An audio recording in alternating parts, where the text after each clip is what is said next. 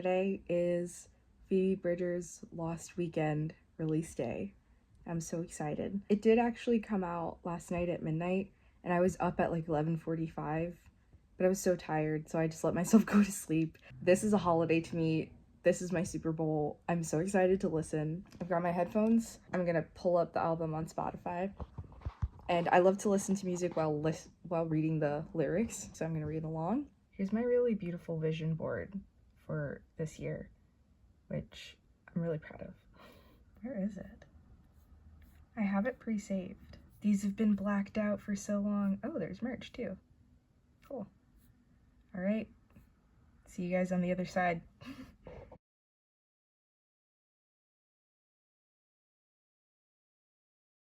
Listing all of these books on Pango right now, so I figured I'd show video in case any of you are interested in these. Here are the covers. I think they're all really cool. This is one of my favorite copies of 1984 I've ever seen because I usually don't like the covers of these, but I think that one's pretty cool. And it has a foreword by Thomas Pynchon, who wrote Gravity's Rainbow and a bunch of other cool books, so that one's up.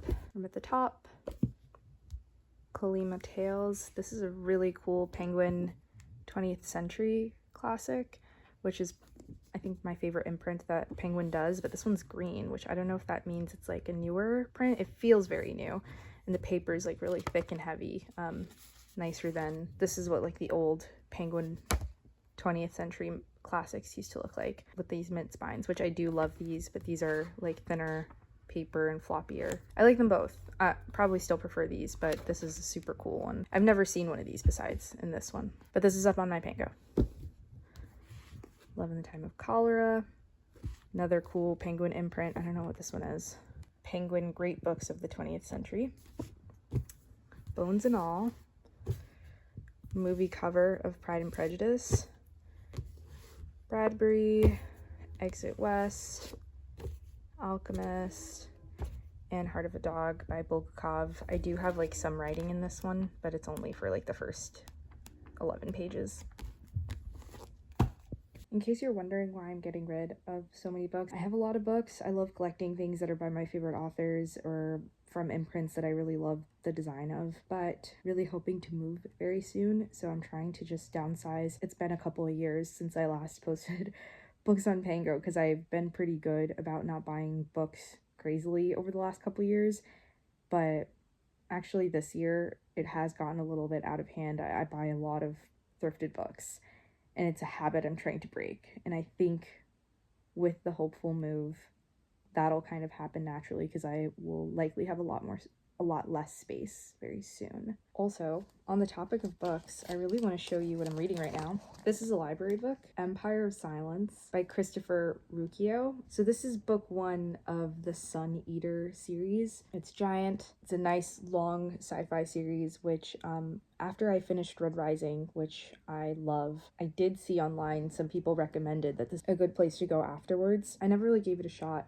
and I was at a Barnes & Noble a few weeks ago, and I saw this guy standing in the sci-fi aisle, and I thought he was holding Red Rising, so naturally I went up to him and I go, "Are you holding Red Rising? Because if you are, you need to buy it." He wasn't holding Red Rising, he's actually holding book 2 of this series, and he's like, "No, this isn't Red Rising, but I have read it, and now I'm reading this because I saw that this is like a good series to get into after Red Rising to fill the hole in your heart after it's over." And he said he liked it, and we talked a lot about like sci-fi and fantasy books and gave each other some good recommendations. And I started playing the audiobook of this on one of my drives home the other day, and oh my god, the writing is so good. I love Red Rising. It is probably my favorite series, but the first book I was very like lukewarm about because I wasn't crazy about Pierce Brown's writing, but because he was a really good storyteller, I was able to kind of get past that, and then the story got even better, and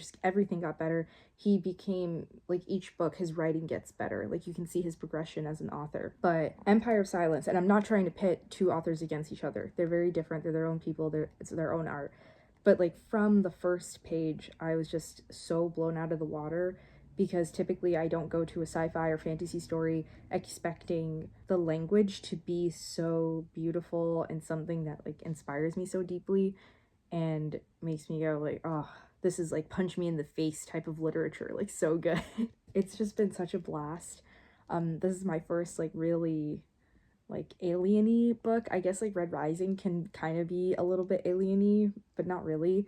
But this is like hardcore aliens, outer space opera sort of thing, and I'm really liking it. I'm only a few chapters in. You know how I know that I'm going to just like absolutely love it? When you pick up a book and you're listening or reading it and then you see how much you have left. I was listening to it, and then when I looked at my space in the book, I'm only 33 pages in. That was like 2 hours of listening for me to just get 33 pages. And for other books, like if I wasn't enjoying it as much, I'd be like, oh man, like I thought I put in way more time than this. I thought I was further in the book.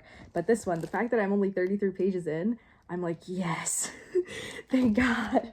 Thank God there's so much more left. I'm having such a great time with this. I think it's clear that this author is inspired by Dune, which I love. I do really need to read Dune, and I'm so excited for the next movie coming out. I don't know all that much about it yet, so I don't think I can totally explain it to you, but think like Game of Thrones politics, Red Rising, outer space opera, aliens, and like just fabulous writing. I feel like this guy could write lit fic and stand against like all the Pulitzer winners and like Booker Prize people and like totally hold his weight, but he's writing about aliens instead, which is perfect. It's perfect. Also, just the name Suneater series, like, oh, it's so good. By the end of each chapter, I'm just like, they did what?